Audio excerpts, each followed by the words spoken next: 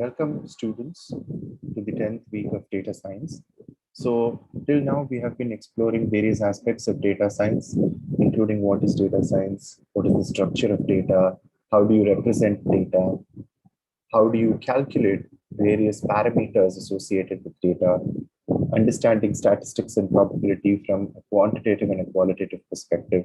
Finally, we've come to machine learning, which is one of the key aspects of data science. It's booming in this century and it's filled with a galore of opportunities. Machine learning has become quite the phrase of the decade, right? Every time we hear about it, we know that there's a great startup that's coming around with news making information that it has created a breakthrough in this field. It has something revolutionary about machine learning technology and how it's going to change the way we live. This chapter primarily focuses on the practical aspects of data science. We'll be covering the following topics: defining the different types of machine learning along with examples of each kind, areas in regression, classification, and more, what is machine learning and how it is used in data science, and the differences between machine learning and statistical modeling, and how machine learning is a broader category of the latter. Our aim is basically to utilize statistics, probability, and algorithmic thinking to understand and apply the essential machine learning skills to practical industries, like take marketing. And examples will include predict star ratings of restaurant reviews, predicting the presence of disease, spam email detection, and much more. So the chapter will primarily focus on machine learning as a whole and a single statistical model. So subsequent chapters will deal with many more models, and some of them are more complex than what we'll be looking at now. We'll also look at our focus on metrics that tell us how effective our models are, and we'll use metrics to conclude results and make predictions using machine learning. What is machine learning? So essentially, if you look at the term, it is the ability to make machines learn, to perform a task without explicitly being programmed to do so. These are some of the definitions of the term machine learning. It wouldn't make any sense to continue without a concrete definition of what it is, right? So if you think about how to sound like a data scientist, we define machine learning as giving computers the ability to learn from data without being given explicit rules by a program. The definition still holds. Machine learning is concerned with the ability to ascertain certain patterns or signals out of data, even if this data has inherent errors, noise, or inconsistencies. So machine learning models, they're able to learn from data without the help of an agent or a human being in this case. There's a main difference between machine learning and classical algorithms. So classical algorithms are usually told how to find the best answer in a complex system, given a set of rules. The algorithm then searches for these best solutions and often works faster and more efficiently than a human. However, the bottleneck here is that the human has to first come up with the best solution. In machine learning, however, the model is not told the best solution, and instead, you're given several examples of the problem and is told how to figure out the best solution that is left to the model. Let me give you an example. Suppose you had seen as you were growing up how to draw an apple, and people just showed you pictures of apples. Do you actually need someone to tell you a sequence of instructions on taking a pencil, taking a piece of paper, scratching the paper in a direction of a curve, and then slowly tell you incrementally at every point how to bend the pencil so that the apple can be made perfectly? We don't need such kind of detailed instructions. We merely keep observing, and then finally we're able to do it. So this capability of observation and being able to do or execute a complex task without explicit instructions or step-by-step processes on how to execute it is what machine learning is all about. Where traditional algorithms basically go like this: say you have an array of numbers and you want to sort them using bubble sort. The typical way to go about it is you tell it an algorithm for int I equal to 0, I less than size, I plus plus, j equal to 0, j less than n minus I minus 1, j plus plus, and so on and so forth. If a of I greater than a of I plus 1, then you swap, right? We have so many such instructions and rules that are blindly followed by the program. If you were to write a sorting program based on machine learning, it would go something like this. You give it a series of unsorted numbers that are finally sorted. So by looking through multiple examples of how sorting is done, ultimately, the system by itself learns how to sort. It is somewhat like this. You give the input and the output to a given program or a mathematical system. And eventually, by looking at enough number of input-output pairs, the system then decides how the function should be modeled. So machine learning is just another tool in the tool belt of a data scientist. It's in the same level as statistical tests like chi-square or t-tests, or uses base probability or statistics to estimate population parameters. So machine learning is often regarded as the only thing data scientists know how to do, and this is simply untrue. A true data scientist is able to recognize when machine learning is applicable, and more importantly, when it is not. So it's a game of correlations and relationships. So most machine learning algorithms in existence are concerned with finding or exploiting relationships between data sets, right? For example, columns in a pandas data frame. Once machine learning algorithms can pinpoint certain correlations, the model can either use these relationships to predict future observations or generalize the data to reveal interesting patterns.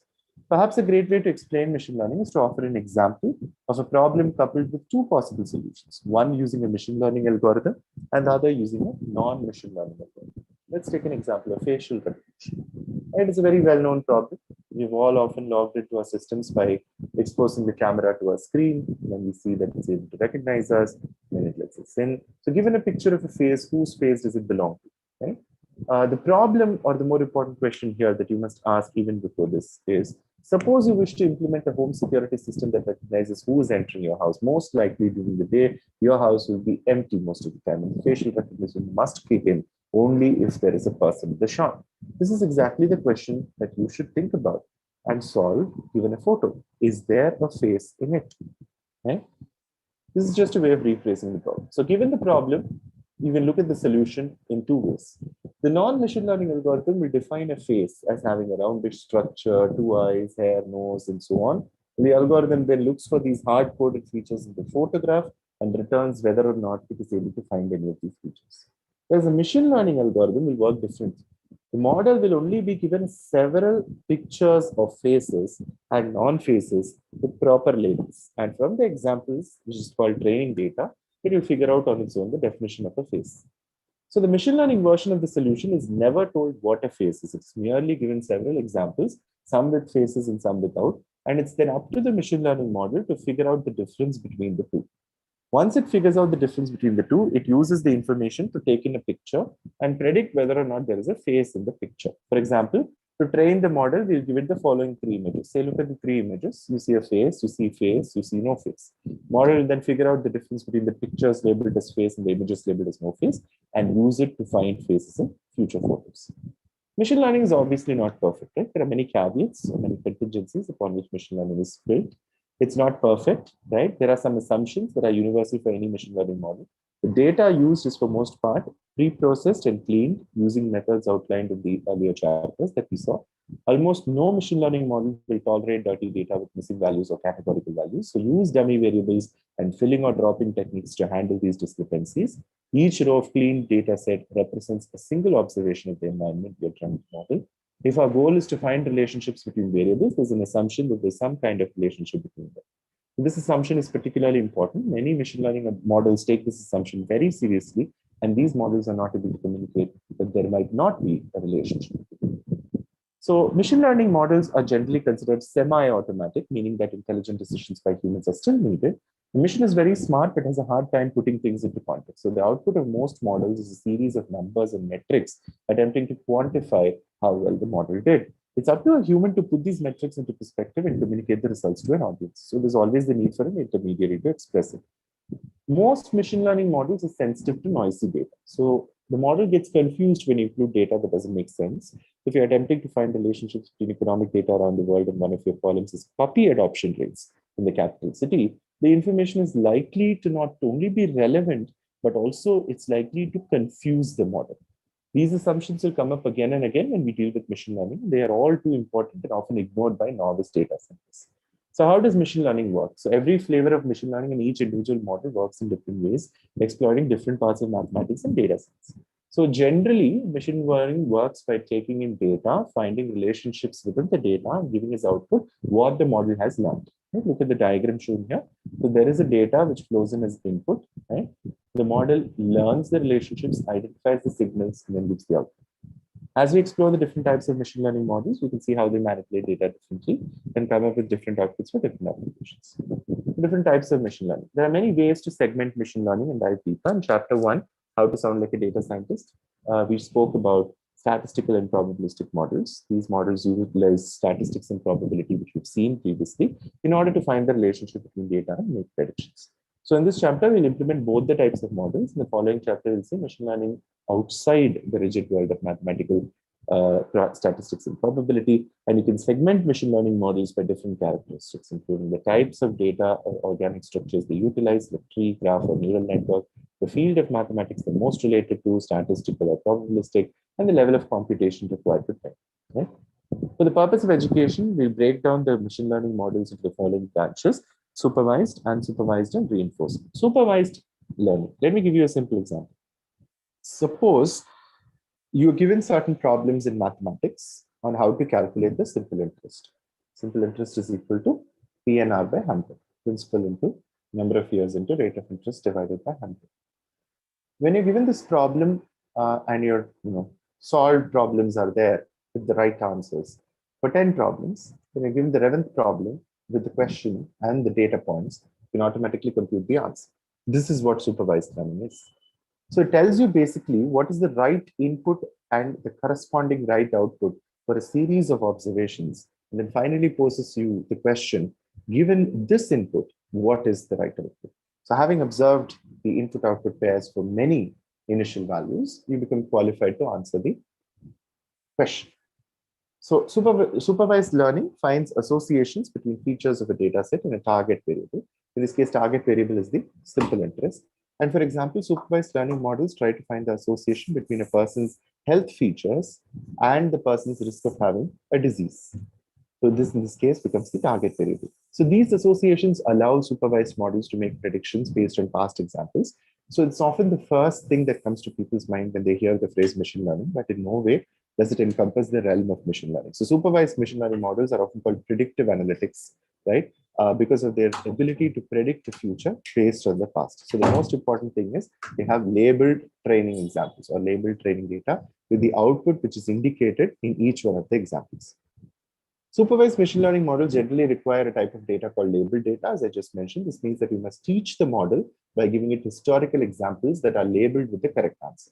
So facial recognition, if you remember that, it's a supervised learning model because we're telling the model, or we're training our model with previous pictures labeled as either face or no face, right? We saw that earlier.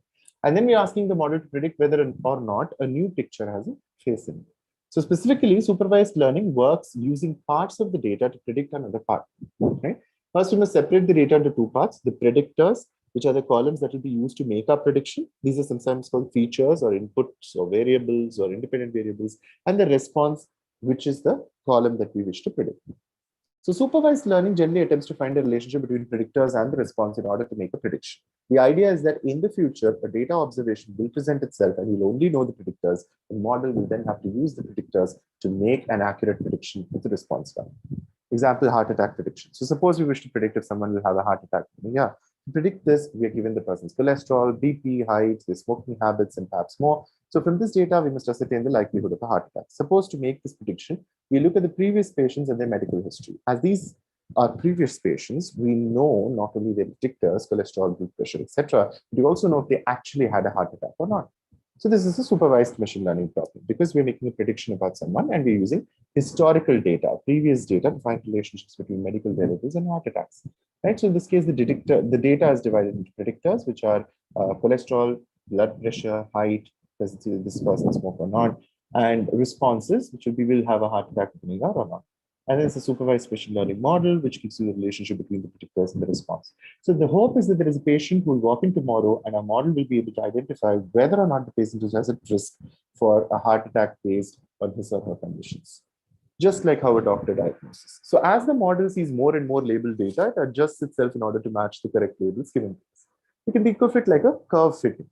So when you draw a curve, when you draw a graph, you always draw it through a certain number of points, right? So when the number of points that you are having for drawing the graph increases, the accuracy of the graph and the shape of the graph also keeps changing and keeps increasing, right? Likewise, the machine learning model performs better when it is given more data. So we can use different metrics to pinpoint exactly how well our supervised machine learning model is doing and how it can better adjust itself. So one of the biggest drawbacks of supervised machine learning is that we need this labeled data, which can be very difficult to get hold of. Suppose we wish to predict heart attacks, we might need thousands of patients along with all of their filled in medical information and years worth of follow-up records for each person, which could be a nightmare to obtain. So in short, supervised models use historical labeled data in order to make predictions about the future. Some possible applications for supervised learning include stock price prediction, weather prediction, crime prediction. Yeah. So note that each of the preceding examples uses the word prediction, right, which makes sense because supervised learning's ability is to make predictions about the future given records of the past. Predictions, however, are not where the story ends. So here's a visualization of how supervised models use labeled data to fit themselves and prepare themselves to make predictions. So there's training data, right? There's a supervised model which will fit itself. And then when the unseen case comes, it transforms itself to a predictive model and gives you the prediction. So supervised model learns from a bunch of training data, and then when it is ready, it looks at unseen cases and outputs prediction. It's not only about the prediction. So supervised learning exploits the relationship between predictors and the response to make predictions. But sometimes it's just enough knowing that there is a relationship. Suppose we are using a supervised machine learning model to predict whether or not a customer will purchase at a given time. A possible data set might look like this. So there's a person ID, there's the age, gender, whether he or she is employed, and finally, whether they bought the product or not. So in this case, our predictors are age, gender, and employed, while our response is bought the product. This is because we just want to see that given someone's age, gender, and employment status, will they buy the product or not? So assume the model is trained on the data and can make accurate predictions about whether or not someone will buy something. That in and of itself is exciting, but there's something else that's arguably more exciting, right? The fact that we could make accurate predictions implies that there is a relationship between these variables, which means that to know if someone will buy a product, all you need to know is their age, gender, and employment status. So this might contradict the previous market research, indicating that much more must be known about the potential customer to make a prediction. So this speaks to supervised machine learning's ability to understand which predictors affect the response and how. Okay? Are women more likely to buy the product? Which age group is more prone to decline the product? Is there a combination of age and gender that is better, right, than any one column on its own? As someone's age increases, do their chances of buying the product go up, down, or stay the same? It's also possible that all the columns are not necessary. A possible output of machine learning might suggest that only certain columns are necessary to make a prediction and that other columns are only noise. So they do not correlate to the response and therefore they confuse the model. So there are different types of supervised learning. There are in general two types of supervised learning, regression and classification. The difference between the two is quite simple, right? It lies in the response variable. Regression model, it attempts to predict a continuous response or determine a value. This means that the response can take on a range of infinite values. So consider the example, dollar amounts, salary, budget, temperature, time, right? Whereas classification attempts to predict a categorical response, which means the response has only a finite set of choices.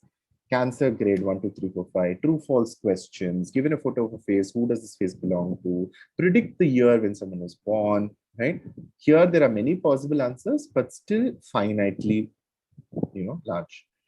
Example of a regression problem. So the following graph show a relationship between three categorical variables, age, year they were born, and the education level and a person's wage. So age versus wage, year versus wage, and education level versus wage.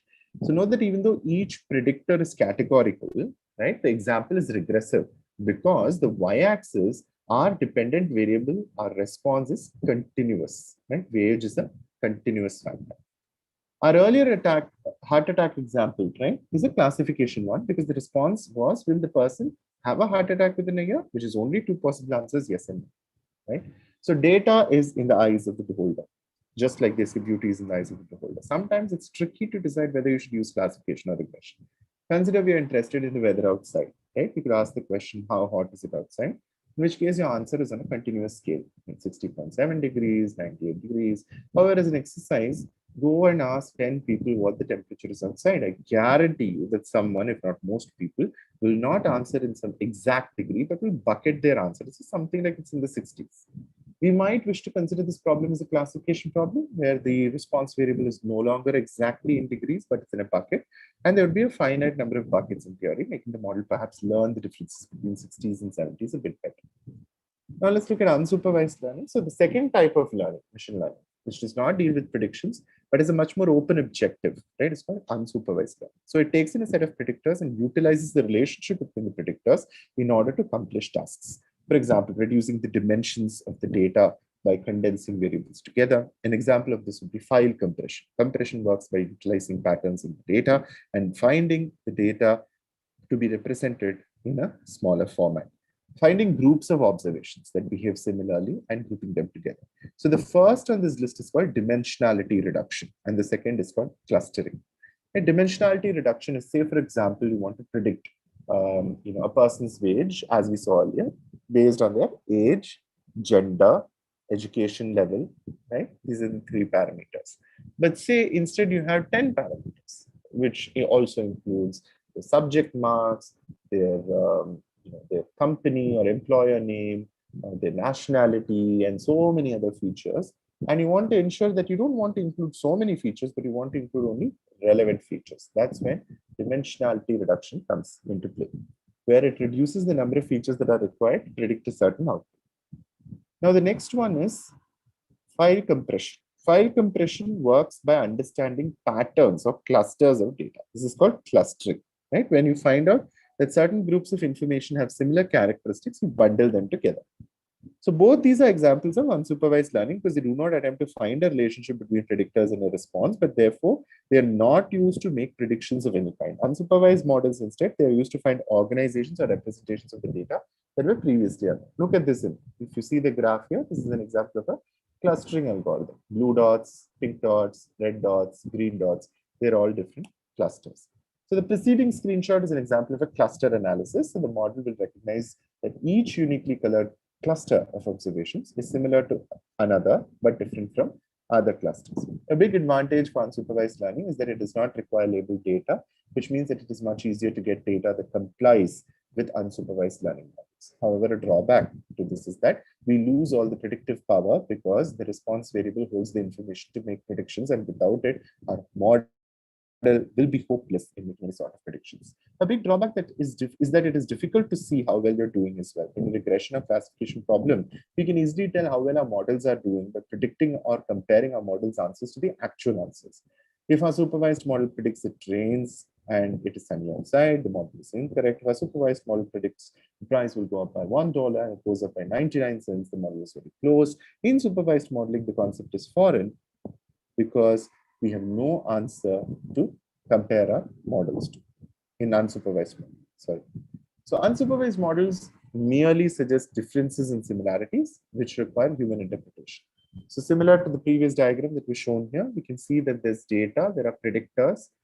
It goes to an unsupervised machine learning algorithm, right, which gives you clusters and dimension reduced data.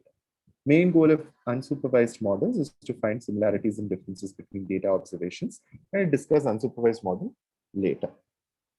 Reinforcement learning, the third type of machine learning. In reinforcement learning, algorithms get to choose an action in an environment, and then they are rewarded positively or negatively for choosing the action. The algorithm then adjusts itself and modifies the strategy in order to accomplish some goal, which is usually to get more rewards. So this type of learning is very popular in AI-assisted gameplay, as the agents or AI are allowed to explore a virtual world and collect rewards and learn the best navigation techniques. The model is also popular in robotics, especially in the field of self-automated machinery, including cars. Now, to give an example of reinforcement learning, during this COVID time, I think many of you would have seen these automatic cleaners or robotic cleaners or Roombas, right?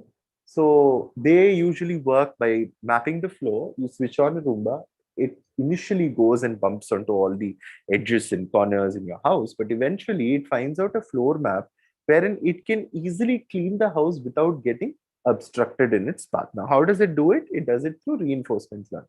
There is a learning policy wherein every time the machine is encountered by an obstacle, it is a negative reward or a penalty. Whereas every time it's able to progress further, it's a positive reward. So it is able to create or draft a floor map that circumvents or minimizes the encounter of obstacles. So this is where reinforcement learning is used. So any kind of robot navigation, whenever self-learning has to be done, right? Machine learning is mainly of the form of reinforcement learning. So it can be thought that reinforcement is similar to supervised learning and that the agent is learning from its past actions to make better moves in the future. However, the main difference lies in the reward. The reward does not have to be tied in any way to a correct or an incorrect decision. The reward simply encourages or discourages different actions. So reinforcement learning is the least explored of the three types of machine learning, and therefore it's not very greatly emphasized here. The remainder of the chapter will focus on supervised and unsupervised learning. So of the overview of the types of machine learning, we see there is supervised, unsupervised, and reinforcement, right?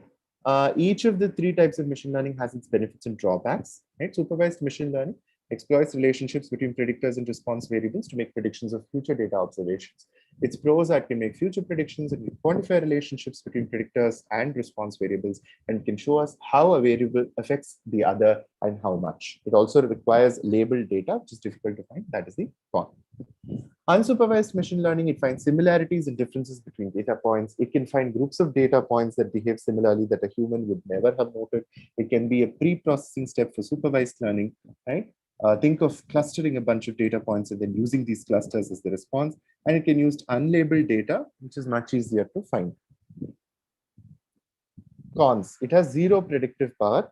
It can be hard to determine if you're on the right track, and it relies much more on human interpretation. Reinforcement learning is a reward-based learning that encourages agents to take particular actions in the environment. The pros are its very complicated reward systems make sure that it has a complicated AI system. It can learn in almost any environment, including our own Earth, right? Cons, the agent is erratic and makes terrible choices initially before realizing that the choices are terrible, right? A car might crash into a wall and not know that it's not okay until the environment negatively rewards it. It can take a while before the agent avoids decisions altogether, and the agent might play it safe and choose only one action and be too afraid to try anything else for fear of being punished. How does statistical modeling fit into all of this? So up until now, we've been using the term machine learning, but you may ask how statistical modeling plays a role in all of this. It's a much debated topic in the field of data science. And statistical modeling is just another term for machine learning models that heavily relies on using mathematical rules borrowed from probability and statistics to create relationships between data variables. So the remainder of the chapter is mostly focused on one statistical or probabilistic model, linear regression. So finally, let's look at what linear regression looks like.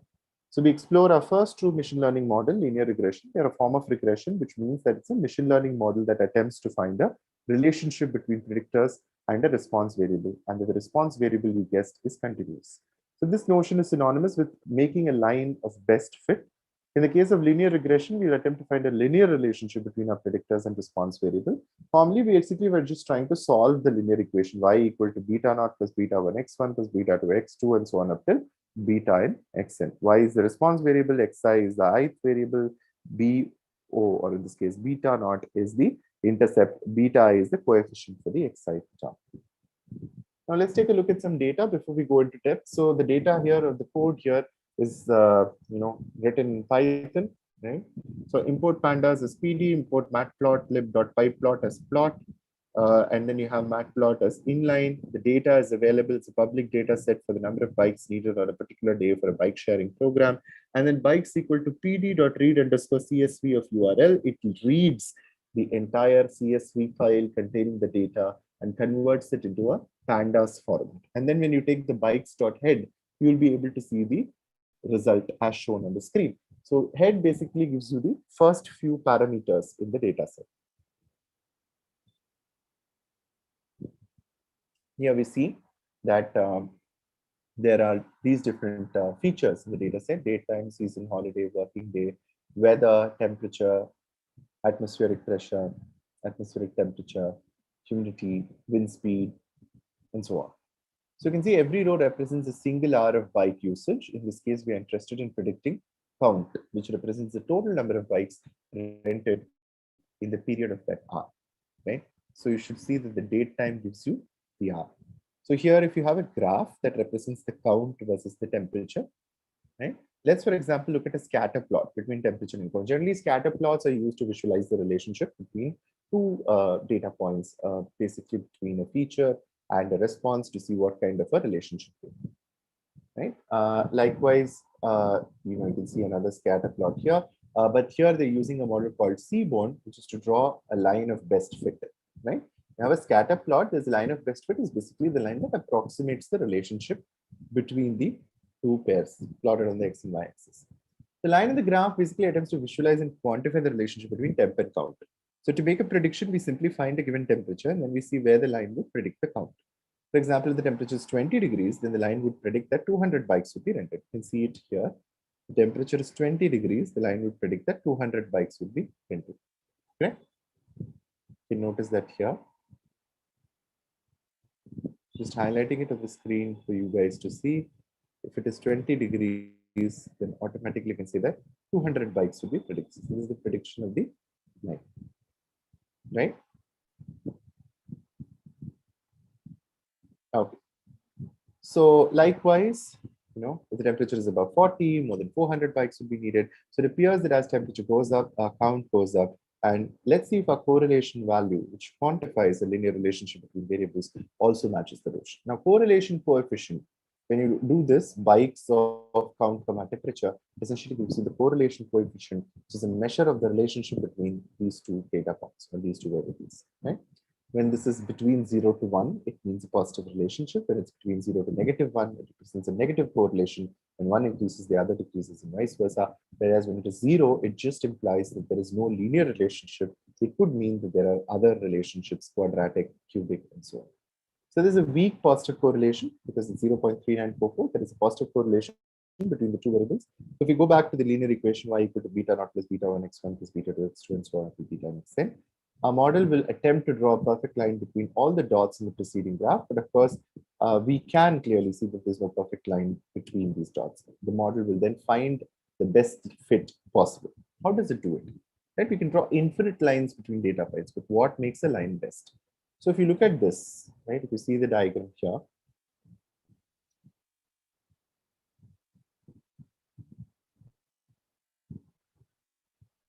so if you see this diagram here, one of the critical things that you need to note here is that you see the distance, right? At every point you measure the distance. Now, what is this distance?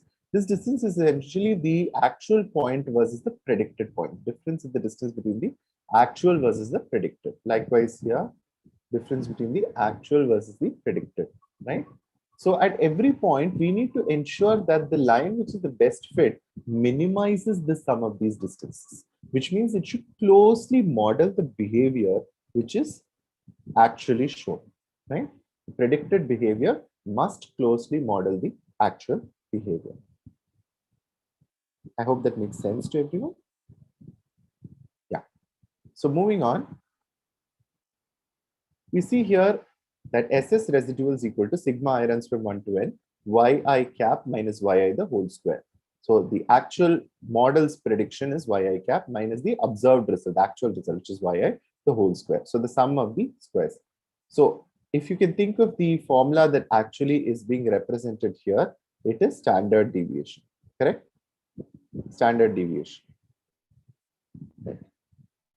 So in our model, we are given the x and the y, and the model learns the beta coefficients, also known as the model coefficients. So the black dots are the observed values of x and y. The blue ink is the best fit line, and the red lines between the dots and the line are called the residuals. They are the distances between the observed values and the line. They show how wrong the line is. So each data point has a residual or a distance to the line of best fit. So the sum of the squares of residuals is the summation of each residual square. So the best fit line has the smallest sum of squared residual value. So let's build this line in Python.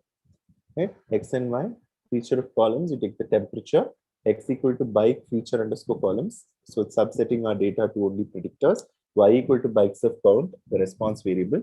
Now we made an x and a y variable. These represent our predictors and response variables. Then we'll import our machine learning model in scikit-learn. Scikit-learn is basically a Python tool for machine learning. In this particular module, we won't be testing you on the coding aspect of this. So it is just enough if you're able to glance through the code by understanding what it does. You will not be asked to write the code for this in the examination. The concept is more important than the code.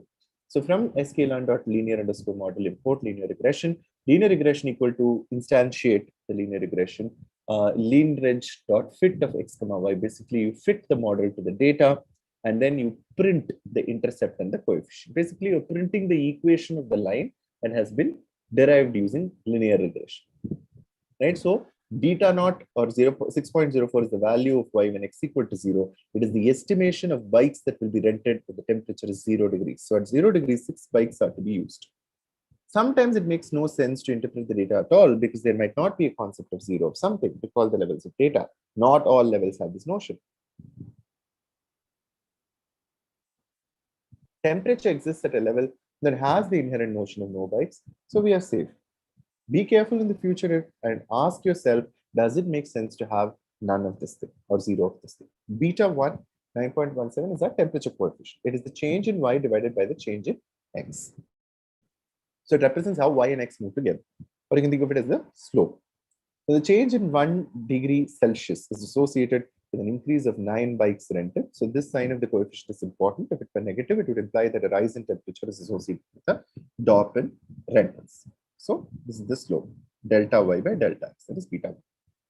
So considering the previous representation of beta coefficients in linear regression, it's important to reiterate that these are all the statements of correlation and not a statement of causation. We have no means of stating whether or not the rental licenses or increase is caused by change in temperature. It is just that there appears to be a movement together. So using scikit-learn, predictions are so easy. You just do linreg.predict20, you get the answer, which means 120 to 190 bikes will be rented if the temperature is 20 degrees. Adding more predictors. Adding more predictors to the model is as simple as telling the linear regression model in scikit-learn about them. So before we do, we should look at some of the data provided to us to make more sense of the predictors, the season 1, 2, 3, 4 for spring, summer, fall, and winter, holiday, whether the considered day is a holiday or a working day, right? And temperature, A temp feels like temperature in Celsius, right? Relative humidity, wind speed, number of non-registered user rentals initiated, number of registered user rentals initiated, count, all of this is provided. Now let's create our linear regression model. As before, we first create a list holding the features we wish to look at, create our features and our response data sets, and then fit our linear regression. So once we fit our regression model, we'll take a look at the model's coefficients in order to see how our features are interacting with our response. So we have the features times season, weather, humidity, at x equal to bikes of feature underscore calls and y equal to bikes of count, right?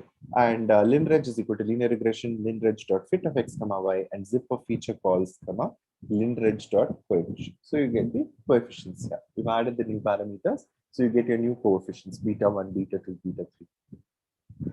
Holding all of the predictors constant, a 1 unit increase in temperature is associated with a rental increase of 7.86 bikes. Holding all of the predictors constant, a 1 unit increase in season is associated with a rental increase of 22.5 bikes, and so on and so forth. Now it's interesting that as the weather goes up, meaning the weather is getting closer to overcast, the bike demand goes up, as is the case when the season variables increase, right? Meaning that we are approaching winter. So this is not what you expect, right? So when you take a look at the individual scatter plots between each predictor, the response illustrated, you can see here that the total versus temp, total versus season, total versus weather, total versus humidity. You can see the scatter plots and the predicted lines here. So notice how the weather line is trending downwards, right? If you look at the weather line, it trends downwards. It's a downward sloping line, and it's the opposite of what the last linear model is suggesting. Now we have to worry about which of these predictors are actually helping us make the prediction and which ones are just noise. So we're going to need some more advanced metrics. So what are some of the metrics that we want to look at? So we're going to look at 3 metrics here: the mean absolute error, the mean squared error, and the root mean squared error.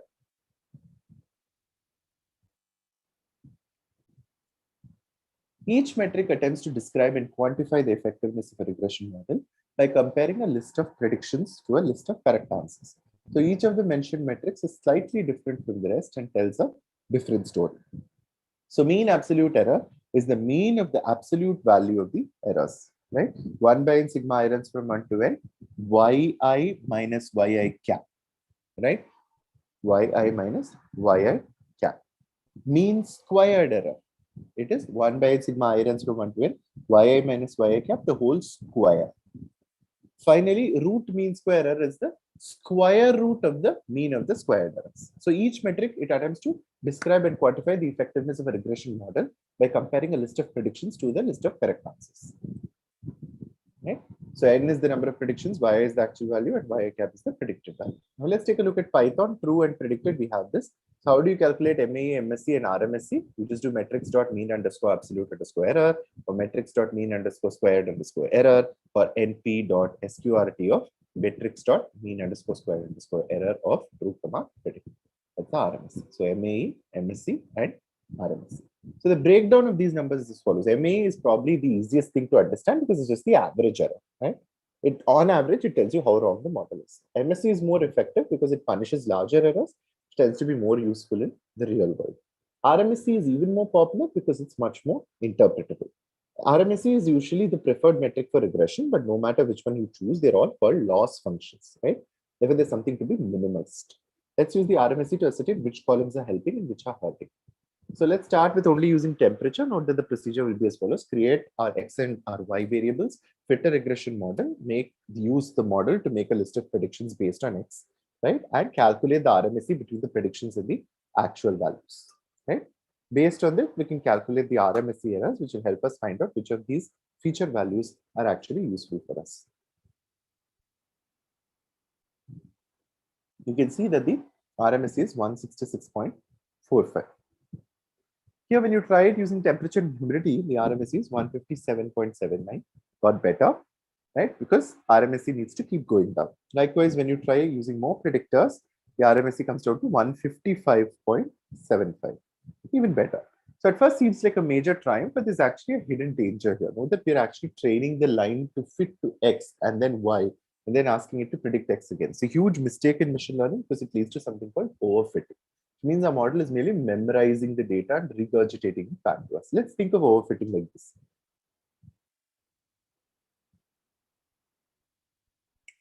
Suppose you guys are going for a mathematics examination, right? And you guys have been trained in the book back problems. You've done your book back problems so many times that you don't know the concept, you're just memorizing the problems, the solutions.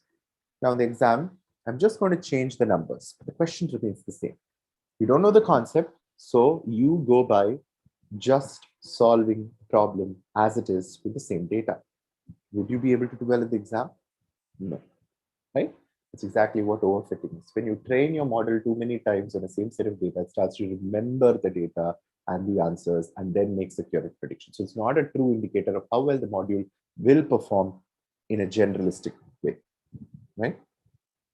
Now, imagine you're a student, you walk into your first day of class, the teacher says the final exam is very difficult, not prepare, usually gives you practice test after practice test after practice test.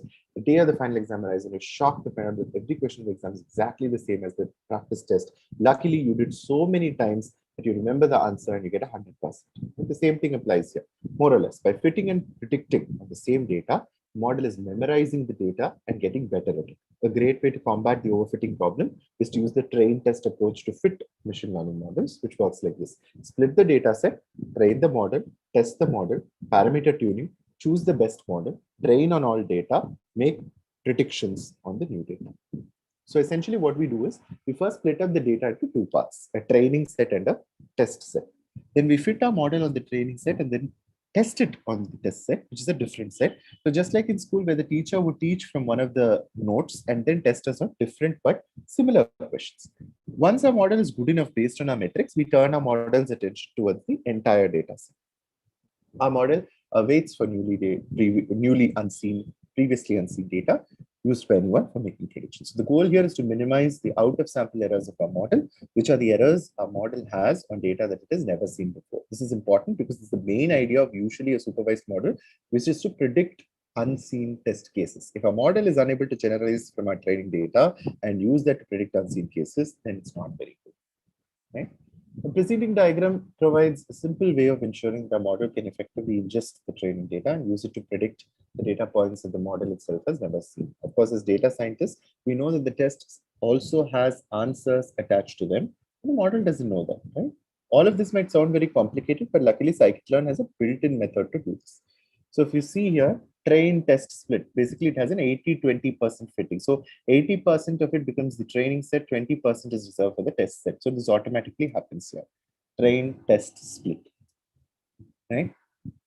Now, we'll spend more time on reasoning behind the train and test later, beyond the essentials, and even look into a more helpful method. But the main reason we must go through this extra work is because we do not want to fall into a trap where a model is simply regurgitating our data set back to us and will not be able to handle unseen data points. So in other words, our train test split is ensuring that the metrics we are looking up are more honest estimates of our samples performance. Now let's try again with more predictors as follows. So we have feature underscore calls equal to temp and working day. So x equal to bytes of feature underscore calls, y equal to bytes of count, x underscore train, x underscore test, y underscore train, y underscore test equal to train underscore test underscore split of x comma y. Linreg equal to linear regression. Linreg dot fit of x underscore train comma y underscore train. Y underscore pred is equal to linreg dot predict of x underscore test. NP dot SQRP. So now our model actually got worse with the addition, right? Implying that working day might not even be very predictive of our response, the bike rental count. Now, all of this sounds good, but how well is our model really doing at predicting, right? We have our root mean square error of about 167 bikes, but is that good? And one way to discover this is to evaluate the null model. So null model in supervised machine learning effectively represents guessing the expected outcome over and over and seeing how you did. For example, in regression, if we only ever guess the average number of hourly bike rentals, then how well would that model do? First, let's see, average bike rental is obtained. It's calculated. This means that overall, in this data set, regardless of weather time, delay of day of week, humidity, and everything else, the average number of bikes that go out in every hour is about 192. Let's make a fake prediction list wherein every single guess is 191.57. Right? Let's make this guess for every single hour, and we'll get the answer. Right? We'll get an accuracy. So you have 10,886 values. All of them are the average hourly bike rental number. Now let's see what the root mean square error would be if our model only ever guessed the expected value of the average hourly bike rental count. Right? The same value is repeatedly guessed. What is RMSE? 181.13613. It's simply guessing. It looks like our root mean square error would be 181 bikes. So even with one or two features, we can beat it. Beating the null model is kind of like a baseline in machine learning. So if you think about it, why go through any effort at all if your machine learning is not even better than just guessing it? So you spend a great deal of time on linear regression, but it will take some time to look at the next machine learning model, which is somewhat a cousin of linear regression. They're based on very similar ideas, but have one major difference. While linear regression is a regression model and can be used only to make predictions of continuous numbers, our next machine learning model will be a classification model, which means that it will make an attempt to make associations between features and a categorical response. Logistic regression. So our first classification model is called logistic regression. Right? You can already hear questions in your head, right? What makes it logistic and why is it called regression if you claim that it's a classification algorithm? Logistic regression is a generalization of the linear regression model adapted to fit classification problems. In linear regression, we use a set of quantitative features to predict a continuous response variable. In logistic regression, we use the same set of quantitative feature variables, however, to predict probabilities of class memberships. Right? These probabilities can then be mapped to class labels, thus predicting a class for each observation. When performing a linear regression, we use the following function, y equal to beta naught plus beta 1 x. The y is our response variable, the thing we wish to predict. Our beta represents our model parameters and x represents the input variable. Briefly, let's assume that one of the response options in our classification problem is class 1. So when performing logistic regression, we use the following fun. Pi equal to probability of y equal to 1 given x equal to e power beta naught plus beta 1x by 1 plus e power beta naught plus beta 1x. Here pi represents the conditional probability that our response variable belongs to class 1 given our data x. Now, you might be wondering what on earth is that monstrosity of a function on the right hand side and where did the variable come from? Well, that monstrosity is called the logistic function and it's actually wonderful. And that variable e is no variable at all. So let's back up a bit. The variable e is called a special number, right? Like pi. It's approximately 2.718. It's called Euler's number or Euler's number, right? It's used frequently in modeling environments with natural growth and decay. For example, scientists use C in order to model the population growth of bacteria and buffalo and like. Euler's number is used to model the radioactive decay of chemicals and also to calculate continuous compound interest. Today we use E for a very special purpose for machine learning. Why can't we just make a linear regression directly to the probability of the data point belonging to a certain class, like PR y given x equal to beta naught plus beta 1 x? We can't do that for a few reasons, right? But one of the biggest reasons is this. Linear regression, because it attempts to relate a continuous response variable, assumes our y is continuous. In our case, y would represent the probability of an event occurring, and a probability is a continuous range, but just that the range is between 0 and 1.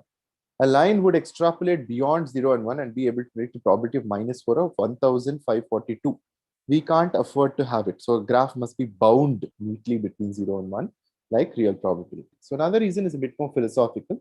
Using linear regression, we're making a serious assumption. Our big assumption here is that the linear relationship between probability and our features, right, is not necessary. So in general, we think about the probability of an event, we tend to think of smooth curves representing them, not a single line. So we need something a bit more appropriate. So for this, let's go back and revisit probability for a minute.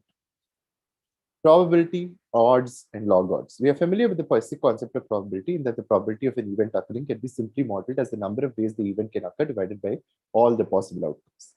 For example, if out of 3,000 people who walked into a store, 1,000 actually bought something, then we could say the probability of a single person buying an item is probability of buying is 1,000 by 3,000, 1 by 3, 33.33%. However, we also have a related concept called odds. The odds of an outcome occurring is the ratio of the number of ways that the outcome occurs divided by every other possible outcome instead of all possible outcomes. So, in the same example, the odds of a person buying something are odds of buying is 1,000 by 2,000 is a mistake. It's 2,000, which is 1 by 2, which is 0.5. This means that every customer you convert will not convert into this means that for every customer you convert, you will not convert 2 customers. So these concepts are so related that there is a formula to get one from the other. So odds equal to probability by 1 minus probability, right? You can check with the example. Odds is 1 by 3 by 1 minus 1 by 3, 1 by 3 by 2 by 3, 1 by 3. We make use of Python to make a table of probabilities and associated odds. We see table equal to pd.data frame probability of 0.1, 0.2, 0.25, 0.5, 0.6, 0.8, 0.9. Table of odds equal to table of probability by 1 minus table.probability. You automatically get the odds. Now we see that as our probabilities increase, so does our odds, but at a much faster rate. In fact, as the probability of an event occurring nears 1, our odds will shoot off to infinity. So earlier, we said that we couldn't simply regress to probability because our line would shoot off into positive and negative infinities, predicting improper probabilities. But what if we regress to odds? Well, odds can go off from negative and positive infinity, but alas, they will approach 0 on the bottom, but never go below 0. Now, we cannot simply regress to probability or odds. It looks like we've hit rock bottom, right? However, wait, natural numbers and logarithms come to the rescue. If 2 power 4 is 16, then log 16 to the base 2 is 4. So basically, logarithms and exponents are one and the same. So we just used to writing exponents in the first way that we forget that there's another way to write them. And how about another example? 2 cube is 8. Log 8 to the base 2 is 3. Right? If we take the logarithm of a number, we're asking the question, hey, what exponent would we need to put in order for this number to make it the given number, right? np.log of 10 is 2.3025, right?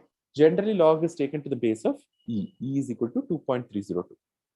So e power 2.302 is equal to 10 is what you have to prove. And you find out that's actually 9.99999.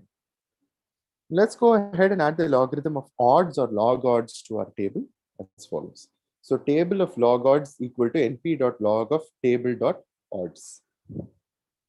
So when you get the table, you'll be able to find probability, odds, and logarithm of the odds.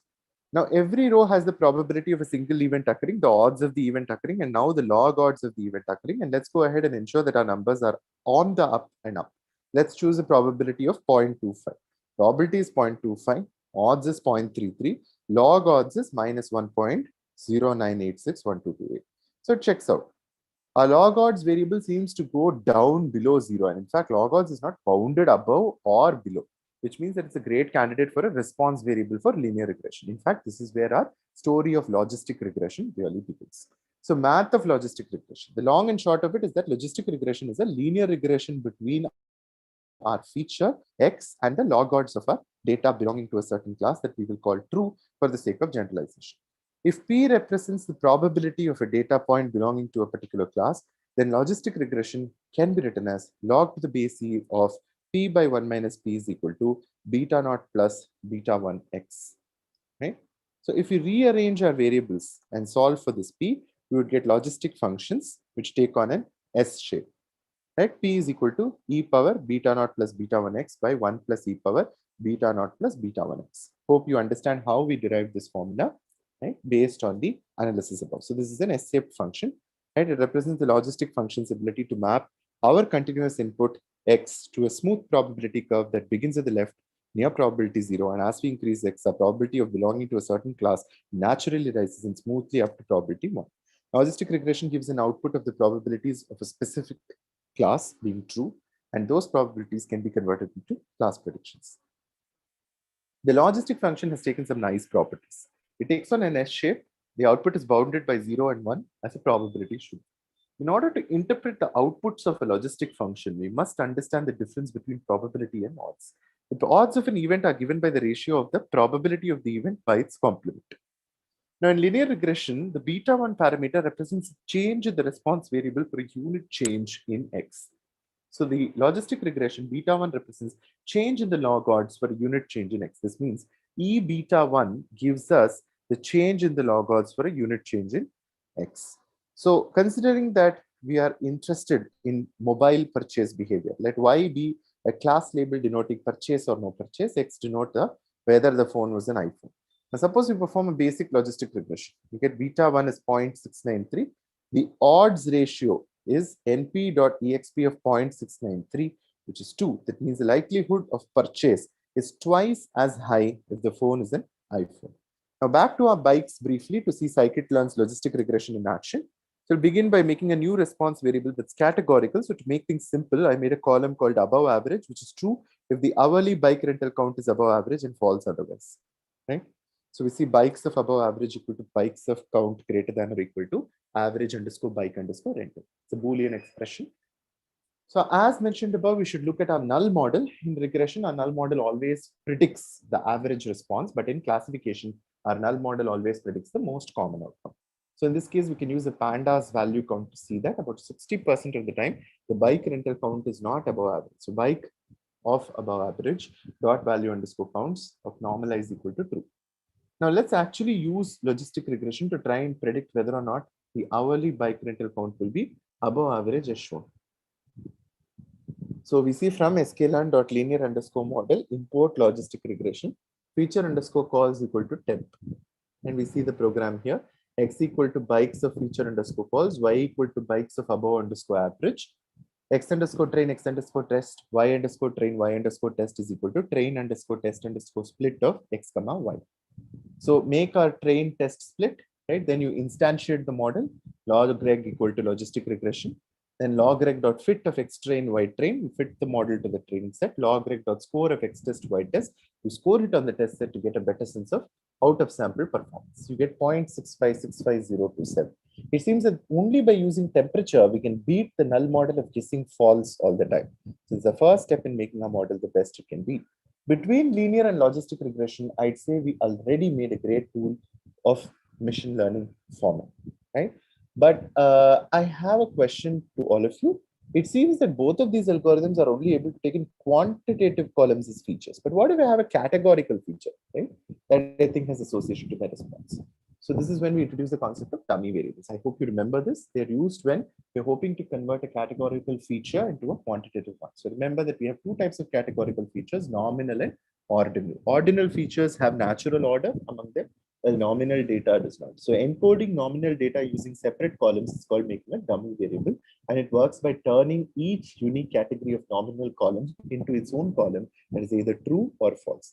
For example, if you had a column for someone's college major and we wish to plug that information into a linear or logistic regression, we couldn't do that because we can only take a number. So for each row, we have new columns that represent a single nominal column. So in this case, we have 4 unique majors: computer science, engineering, business, and literature. We end up with 3 new columns. We omit computer science for now. So we get 3 new columns: engineering, business, and literature. 000 means in none of the 3. 100 means one of them, and so on. Notice the first row is all zeros in the columns, which means the person did not major in engineering, did not major in business, and did not major in literature. And the second person has a single 1 in the engineering column, as that's the major that they are studying. So in our bikes example, let's define a new column called benefit, which is going to be one of the following 4 options: morning, afternoon, rush hour, and off hours. So to do this, our approach will be to make a new column that's simply the hour of the day. Use the column to determine when in the day it is, and explore whether or not we think that column might help us in predicting the above daily column. So you get bikes of hours equal to bikes of date time dot apply lambda x colon int of x11 plus x12. We'll make a column that is just the hour of the day. So bikes of hour dot head equals 0, 1, 2, 3. So great. Now we define a function that turns these hours into strings. For example, let's define these hours 5 to 11 is morning, 11 to 4 is afternoon, 4 to 6 is rush hour, and others are off hours. So we write an if else condition for this, and we apply the function to our new hour column and make the brand new column when is it. When is it is nothing but bikes of r dot apply of when is it. Let's try to use this new column to determine whether or not the hourly bike rental count will be above average. Before we do that, let's do the basics of exploratory data analysis and make a graph to see if we can visualize the difference between the 4 times of the day. So our graph will be a bar chart with 1 bar per time of the day. Each bar will represent the percentage of times that this time of the day had a greater than normal bike rental. So you have bikes.group by of when is it dot above average dot mean dot plot kind equal to bar. So you see that average, right, morning, off hours, rush hour. We see how distributions are. So we can see that there's a pretty big difference. When it's off hours, the chance of having more than average bike rentals is about 25%, right? Whereas when it is rush hours, the chance of being above average is over 80%. This is exciting. So we do some built-in Panda tools to extract dummy columns as follows. So when you do the dummy columns, just as we spoke, we get 4 columns here. So when dummy is equal to when underscore dummies dot ilog of up until 1.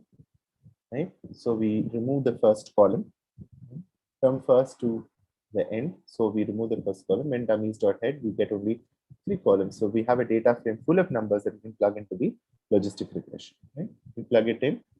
Right? We have the new dummy variable. We instantiate a model. We fit the model to the training set. And we score it. We see a 0.685157.